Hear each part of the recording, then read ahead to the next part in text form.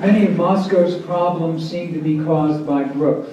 Parking shortages, housing shortages, water shortage, traffic issues, increased taxes, etc.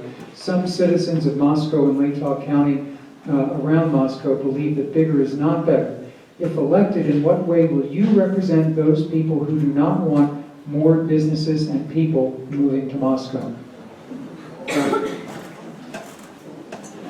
Yeah, that's a really good question. And I think one of the problems we have is that our town has been rated number one in the nation to raise a family, to live, something of that nature. And so when you're having issues like in California, people moving, look for good places to live, and so that I think you're necessarily going to have growth.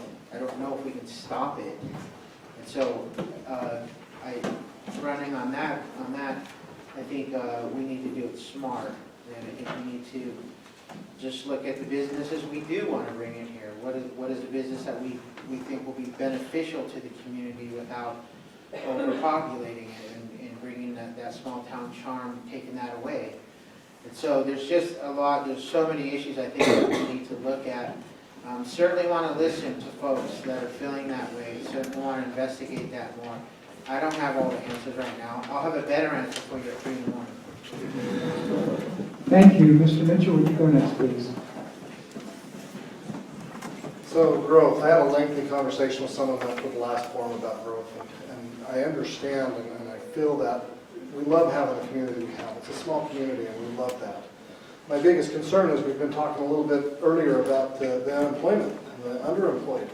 People keep moving here, we got to have some kind of growth. We got to have something to take care of those that are moving here. We need to be able to have jobs for them. So being smart about the businesses, what kind of businesses can we bring in that will employ them so that they're not living off of government assistance when they're actually making their own way. So I think that's still the American dream. We still want to make our own way, build our business, be able to grow, and I get excited when my employees go up to me and say, hey, look at this car you bought. It may be an old car, but they're excited, and I get excited for them too. It's important. So I think that's the concern that I would have with growth. It's important to talk to people and understand where their views are and their points are, and listen to them. But if we want to continue to have the unemployment and underemployed go down, then we need to be able to have some growth. Thank you. Ms. Kelly, would you go next? I grew up in Mountain Home, Idaho, and there's an Air Force base about 8 miles outside of there. And a lot of times we'd complain about that Air Force base because people were taking up all of our town. They were buying up all the houses, they were taking care of all the parking spaces, and the town people got grumpy. And then they would start talking about changing out airplanes out there and talk about maybe, ooh, is the base going to close? And that town gets stagnant. And I share that with you because we don't want our town to go stagnant. We need to have smart growth here. I love the growth that we have coming out, say, at Alturas Park business area. I love the technology park out there, not only to walk my dog, but for the great businesses out there and the jobs they're providing. Right now, the University of Idaho is by far our largest employer. We have Gritman, we have retail, we have MZ, we have Northwest River Supply. All these places are bringing in good, solid jobs that are encouraging smart growth. We do need smart growth here in Moscow. Growth is how we expand, it's how we live, it's how we become stronger and smarter, and how we have new ideas. We don't want to be stagnant. We need to keep growing, we need to be smart about it. We'll take care of the parking as it pops up. Thank you very much, Ms. Behrens. So I grew up and I lived in the foothills of the Cascades, and there was forest, it was beautiful, and over time trees came down, houses started popping up. So I understand that it's sad to see that go. And so as we're looking at Moscow, as we're looking at the charm that we have in this city, we don't want to lose that.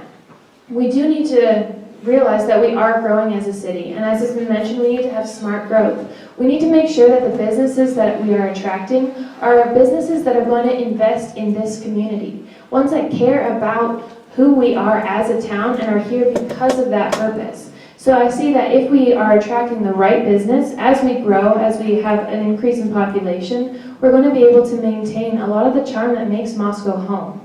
And so I think that's the solution. It's making sure that we stay invested, and that we stay invested as citizens as well. And we bear that responsibility. I love walking through downtown Moscow. I recognize so many faces, and it's a wonderful, wonderful place to live. And I think that's partially because of the phenomenal businesses we have here. Thank you, Ms. Laffman.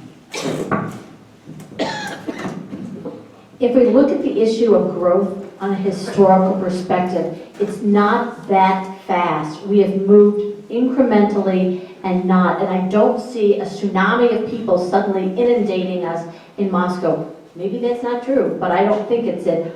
I think we need to do slow growth because it keeps us from getting stagnant. I'm not looking for large quantities of growth, but we need to have some. And when we look at that, we need to make sure that whatever growth we have the infrastructure that is set up and designed to take care of that. Because that is what we really can't have, is more of a flood on our town without taking into consideration what's going to happen to our infrastructure as we exist right here now. Thank you, Ms. Zabala.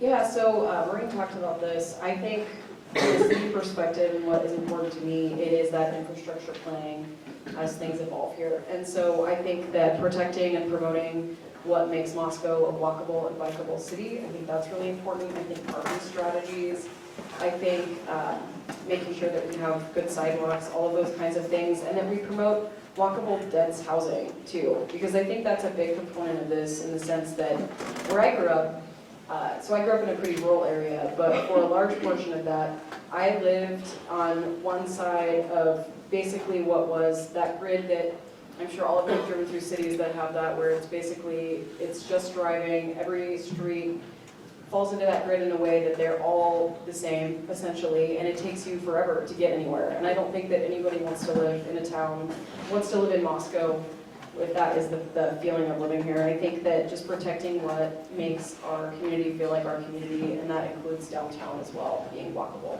Thank you very much. Next question for all